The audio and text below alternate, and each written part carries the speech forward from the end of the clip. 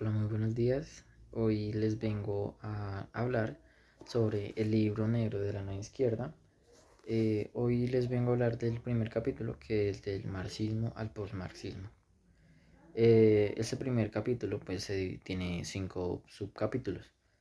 El primero que les voy a hablar es de Marx y Engels, y es que en el siglo XXI Karl Marx y Friedrich Engels sentaron unas bases del socialismo científico, criticando aún así los socialismos utópicos y anarquismos de su época.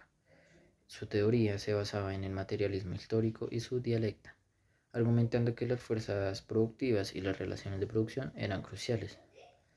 Prevenían que el capitalismo condujera su propia crisis y serían reemplazados por una revolución proletariada, llevando la sociedad hacia el comunismo.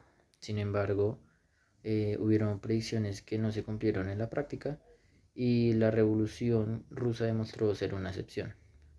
La teoría marxista se basaba en la idea de que las transformaciones sociales debían comenzar en la base económica de la sociedad y que la lucha debía centrarse en la abolición de la propiedad privada.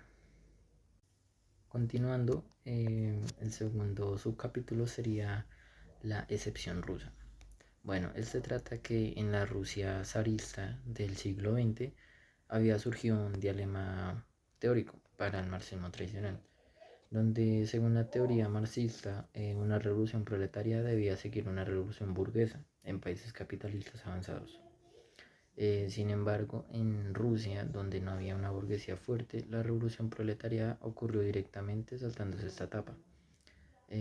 También surgió un concepto que sería el de la hegemonía, que se introdujo para explicar toda esta situación. Originalmente implicaba que la clase proletaria asumía tareas históricas de la burguesía como derrocar el régimen feudal zarista. Lenin luego refinó este concepto y al enfatizar la dirección política de una alianza de clases donde el proletariado dirigía a otras clases subalternas como el campesinado en la revolución.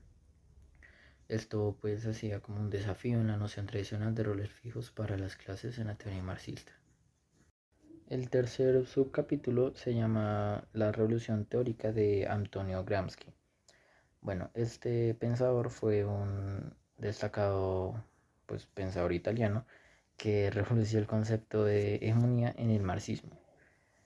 Originalmente la hegemonía se refería a una clase proletaria asumiendo tareas burguesas, pero Gramsci la reformuló, argumentando que la hegemonía no solo implicaba una alianza de clases, sino también un cambio cultural profundo. La dominación cultural de la burguesía sobre el campesinado era crucial, y Gramsci abogaba por la formación de intelectuales comunistas para desafiar esta hegemonía cultural.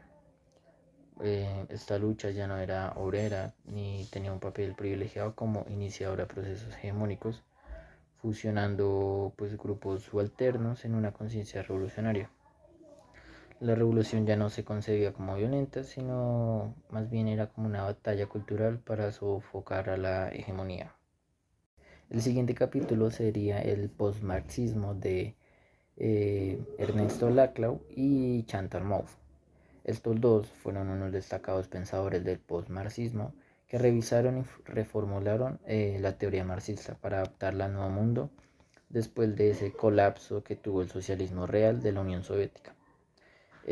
Pues su enfoque se centra en la construcción de la hegemonía política a través de la articulación de fuerzas sociales en un contexto en conflictos políticos. Ellos tenían un concepto que era el de la clase social y que no, por decirlo así, no fue tan relevante. Y la izquierda debía enfocarse en crear unos discursos y unos relatos que como que unificaran a diferentes grupos en una causa común.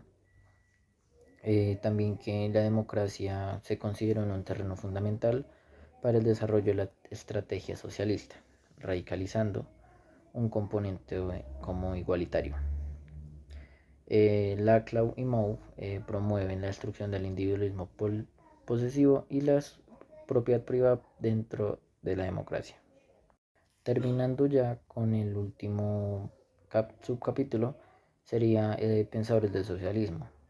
El socialismo del siglo XXI era un proyecto de izquierda que surgió en América Latina, liderando inicialmente por Hugo Chávez en Venezuela en 2005.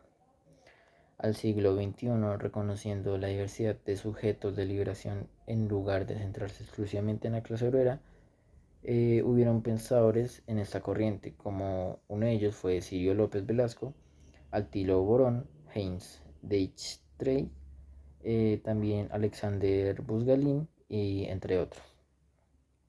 Estos coincidían en una importancia de la construcción de un sujeto revolucionario multiclasista y plutogénico que incluye trabajadores, movimientos sociales, minorías étnicas, mujeres ecologistas, entre otros.